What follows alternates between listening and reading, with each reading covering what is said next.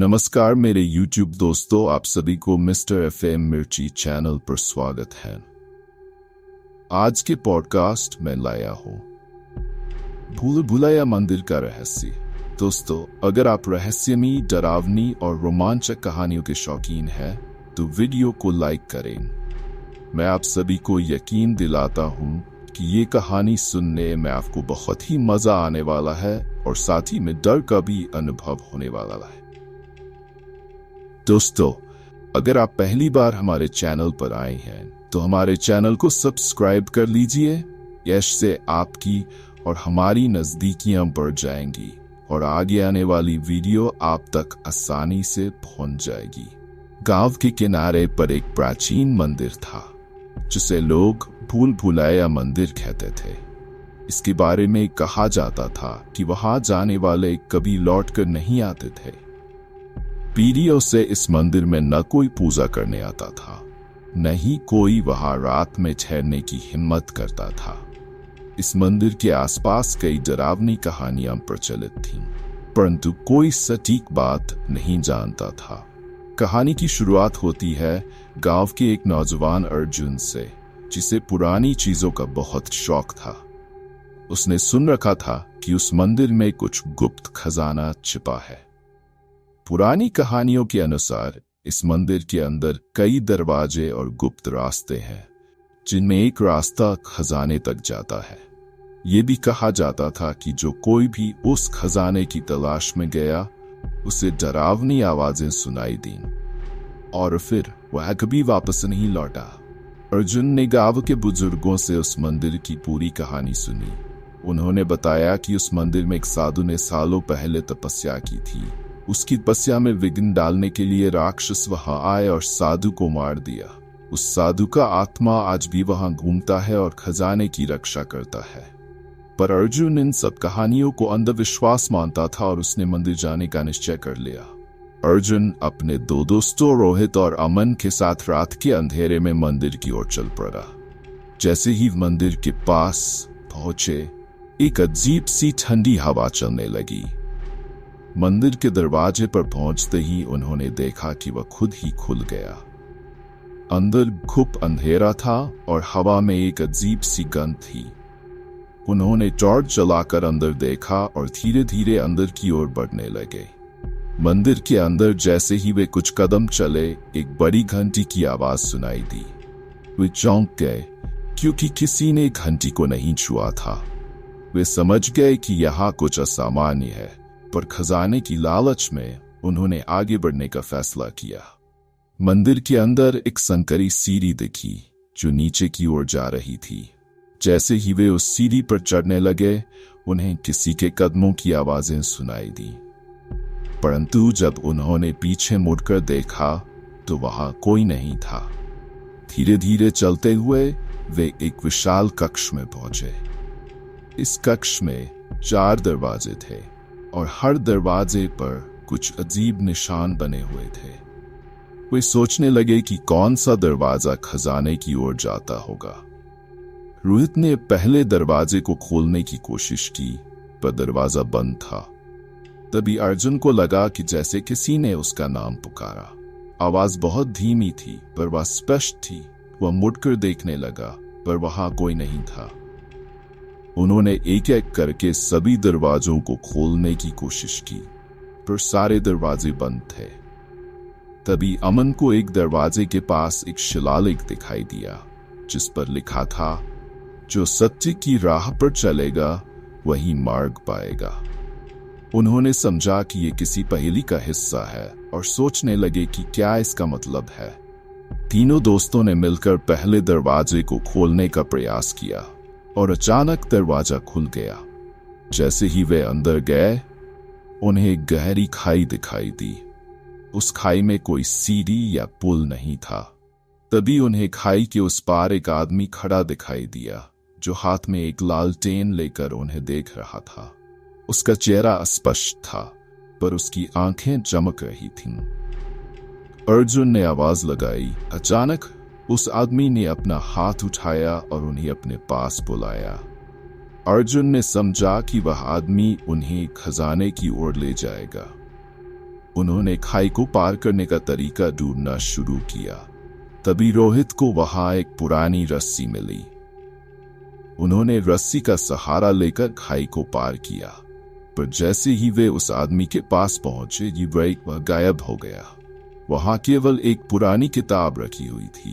अर्जुन ने उस किताब को उठाया और उसे पढ़ने लगा। किताब में लिखा था कि खजाने की रक्षा एक श्राप के तहत की गई है। जिसने भी खजाने को पाने का प्रयास किया वह एक भयानक मौत मरा। खजाने को पाना आसान नहीं है और इसे पाने के लिए उपद्रव रहना आवश्यक है। इस बात से तीनों दोस्त भयभीत हो गए, परंतु अर्जुन ने फैसला किया कि वह आगे बढ़ेगा। उसके दोस्तों ने उसे रोकने की कोशिश की, पर अर्जुन को खजाने का लालच था। आगे बढ़ते हुए वे दूसरे दरवाजे तक पहुंचे। ये दरवाजा खुलते ही एक अजीब सी रोशनी निकली। उन्होंने देखा कि कमरे के बीचों बीच एक सिंहासन रखा था, जिस पर एक राक्षसी मूर्ति बैठी हुई थी। अचानक मूर्ति ने अपनी आंखें खोली और तीनों को घूरने लगी। वे हिल भी नहीं पाए और तभी मूर्ति ने जोर से हंसना शुरू कर दिया। उसकी आवाज से पूरा कमरा गूंज उठा और उसने अर्जुन से कहा, तुम जो चाहते हो उसे पाने के लिए तुम्हें अपनी सबसे बड़ी कुर्बानी देनी होगी। क्या तुम इसके लिए तैयार हो?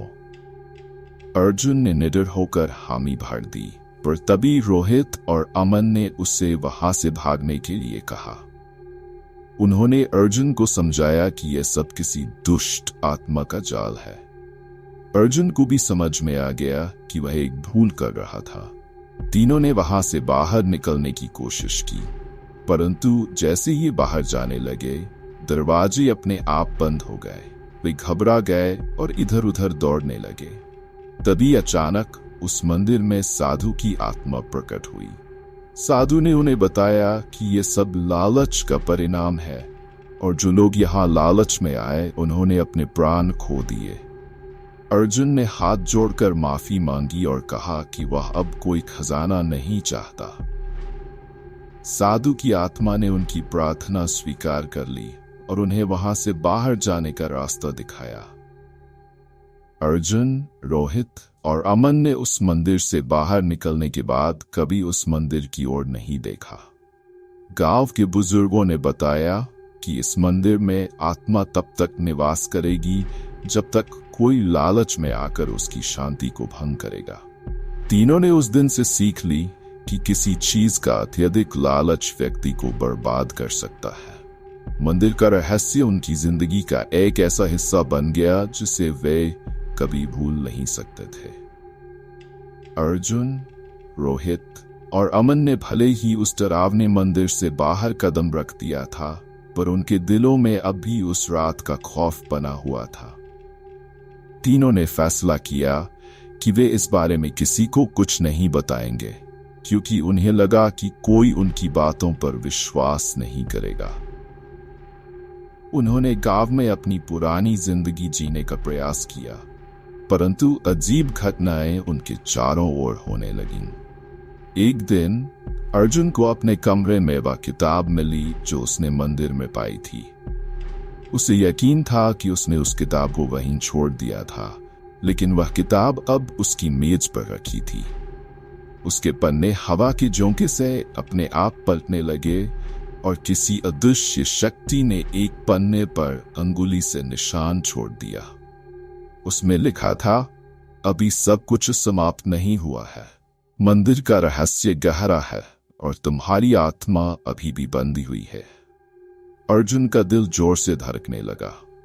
उसने तुरंत अपने दोस्तों को बुलाया और उन्हें इस घटना के बारे में बताया। रोहित और अमन ने भी महसूस किया था कि उनके आसपास कुछ अजीब घट रहा है, जैसे उनकी परछाइयां अपने आप लंबी हो जाती और रात में किसी के कानों में फुसफुसाने की आवाज आती। अब उन्हें समझ आ गया था कि मंदिर ने उन्हें पूरी तरह आजाद नहीं किया है। तीनों दोस्तों ने तय किया कि वे मंदिर में फिर से जाएंगे और उस श्राप से हमेशा के लिए मुक्त होने का तरीका ढूंढेंगे।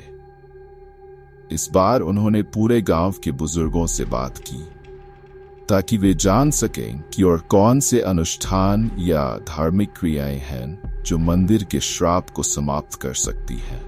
एक बुजुर्ग ने उन्हें बताया कि मंदिर की आत्मा को तब तक मुक्ति नहीं मिलेगी जब तक उस मंदिर की पवित्रता पूरी तरह से स्थापित नहीं की जाएगी। इसके लिए 3 शर्तें थीं। एक, सच्चे दिल से तपस्या, माफी मांगना और किसी भी तरह के लालच का त्याग। रात का समय था और चांद की रोशनी मंदिर के प्राचीन पत्थरों पर पड़ रही थी। तीनों ने गांव से प्रसाद और फूल लाकर मंदिर के अंदर एक छोटा सा अनुष्ठान किया। वे घुटनों के बल बैठे और पूरे दिल से माफी मांगी। जैसे ही उन्होंने अपनी आंखें बंद की, कमरे में एक भीषण ठंडक फैल गई और मंदिर का माहौल अचानक से भयानक हो गया। उनकी आंखों के सामने एक धुंधला सा चेहरा उभर आया। यह वही साधु की आत्मा थी जिसने पहले उन्हें चेतावनी दी थी। इस बार उसकी आवाज अधिक गहरी और कठोर थी। उसने कहा, तुमने दूसरी बार इस मंदिर में प्रवेश किया है। तुम्हारी आत्मा की परीक्षा अब शुरू होगी। अगर तुम में सच्चाई है तो तुम मंदिर की भूल भुलैया में रहकर निकलने का रास्ता ढूंढ लोगे, पर अगर तुम्हारा दिल डर से भर गया तो तुम यहीं के होकर रह जाओगे। अचानक तीनों दोस्तों को महसूस हुआ कि मंदिर का स्वरूप बदल गया है। दरवाजे और दीवारें घुमावदार हो गई और उन्हें समझ में नहीं आ रहा था कि वे किस दिशा में जाएं। अर्जुन को लगा कि उसका दम घुट रहा है, पर उसने खुद को संयमित किया। उन्होंने एक दूसरे का हाथ पकड़कर आगे बढ़ने का निर्णय लिया। जैसे ही वे आगे बढ़ते गए, उन्हें मंदिर के अंदर से अजीब अजीब दृश्य दिखाई देने लगे। एक कमरे में रोहित को अपने पिता की छवि दिखाई दी जो उसे घर बुला रहे थे। वह भ्रम में फंस गया और उन आवाजों के पीछे जाने लगा। तभी अर्जुन ने उसे रोका और कहा, यह सब केवल भ्रम है। अगर तुम इनके चक्कर में पड़े तो हम कभी बाहर नहीं निकल पाएंगे। अमन को भी अपनी मां की आवाज सुनाई दी जो उससे बात कर रही थी। तीनों ने अपने मन को दृढ़ किया और उस श्रापित भ्रम को नजरअंदाज किया। आखिरकार वे मंदिर के अंतिम कक्ष में पहुंच गए। वहां उन्होंने देखा कि साधु की आत्मा उनके सामने प्रकट हो गई। उसने कहा, तुमने अब तक की सारी परीक्षाएं पास की हैं, पर एक आखिरी परीक्षा बाकी है। क्या तुम सभी अपनी सबसे प्रिय चीज की कुर्बानी देने के लिए तैयार हो? अर्जुन के पास उसकी मां का दिया एक ताबीज था जो उसे हमेशा उसकी रक्षा के लिए दिया गया था। रोहित के पास उसकी छोटी बहन की तस्वीर थी और अमन के पास उसकी दादी का एक पुराना कड़ा था।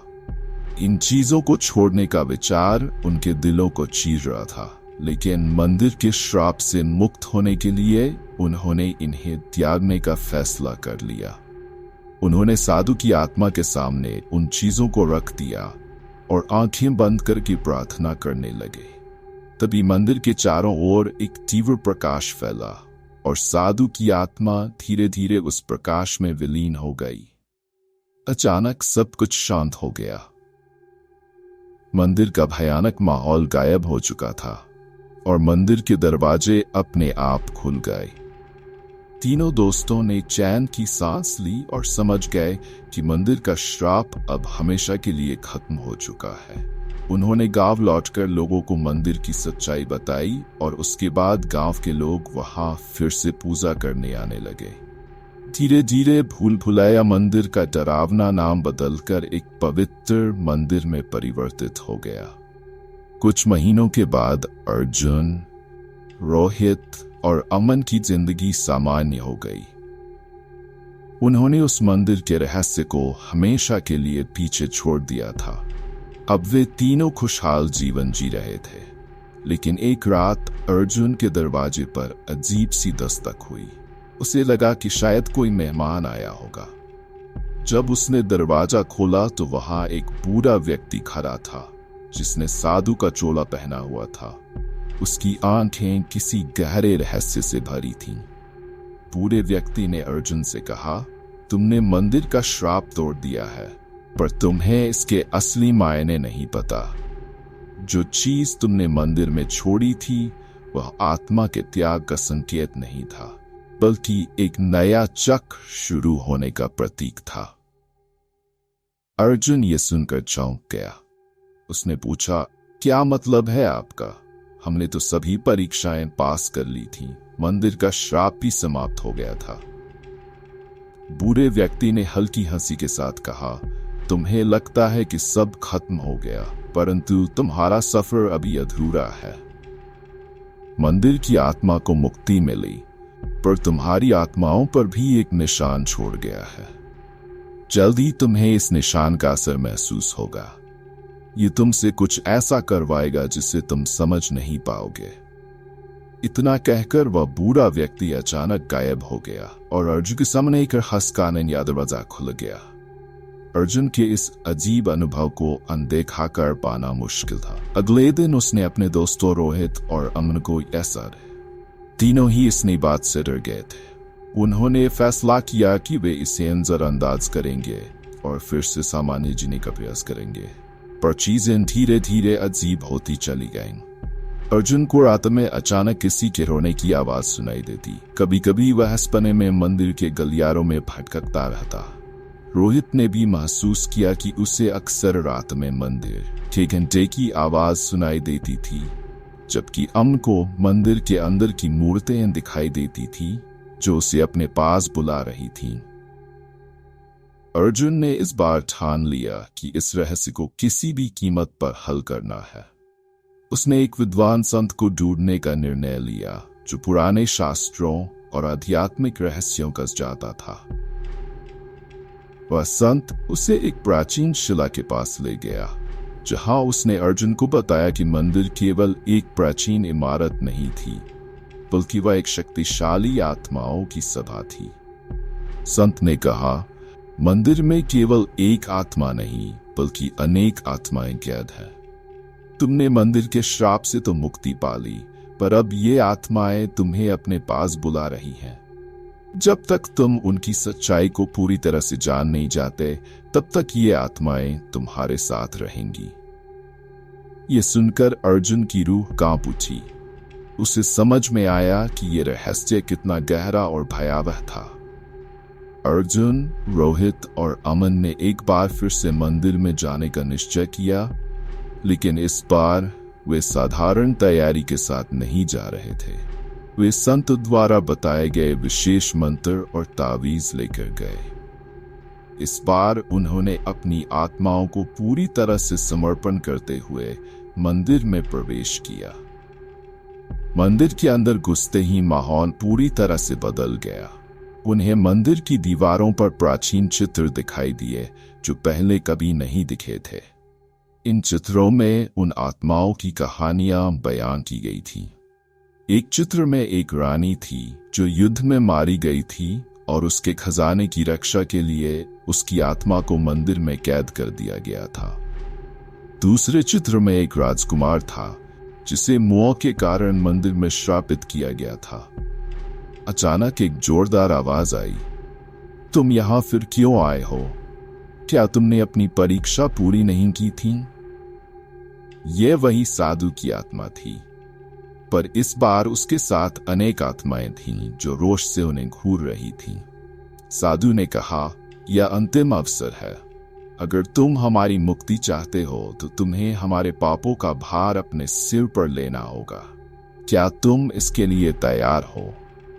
अर्जुन ने कहा, हम हर परीक्षा के लिए तैयार हैं, बस हमें मार्गदर्शन दीजिए। तभी उन आत्माओं ने अपनी कहानियां सुनानी शुरू की। एक आत्मा ने बताया कि उसने अपने समय में अपने राज्य में बहुत अत्याचार किए थे और उसे इसका पश्चाताप था। दूसरी आत्मा ने स्वीकार किया कि उसने मोह और लालच के कारण अपने ही भाई की हत्या कर दी थी।